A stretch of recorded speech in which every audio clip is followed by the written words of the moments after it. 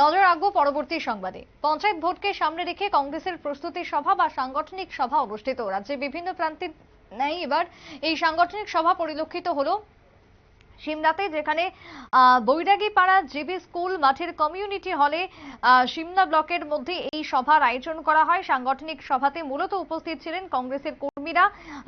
সভায় আশিস সাহা সভাপতিত্ব করেন। বিশেষ করে প্রদেশ কমিটির দুজন সেক্রেটারি মিলন চন্দ্র কর এবং শব্দকুমার জমাতিয়া ছিলেন আজকের এই সভাকে কেন্দ্র করে। এছাড়াও অন্যান্যরা, কংগ্রেস নেতৃত্বরা, কংগ্রেস কর্মীরা উপস্থিত ছিলেন আজকের এই সভায়।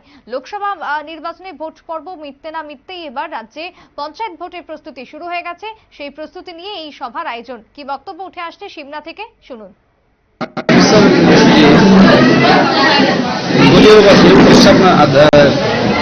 সংগঠনের বিষয়ে আপনারা কি মেসেজ দেবেন? আজকে খয়েরপুর, মজলিশপুর, মান্দাই,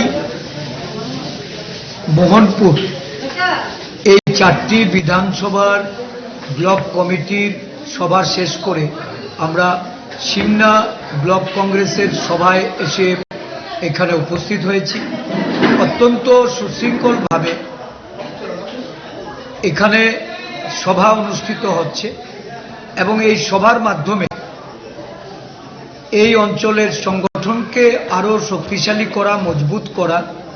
আমাদের দলের সহসভাপতি মদন মোহন সাহা, উনি এই বিধানসভার একজন কেন্দ্রীয় নেতৃত্ব। আমাদের সাথে আজকে আমাদের প্রদেশ কংগ্রেসের দুজন জেনারেল সেক্রেটারি মিলন চন্দ্র কর, শব্দকুমার জামাতিয়া, যিনি আমাদের এসটি ডিপার্টমেন্টের চেয়ারম্যানও, এসসি ডিপার্টমেন্টের চেয়ার।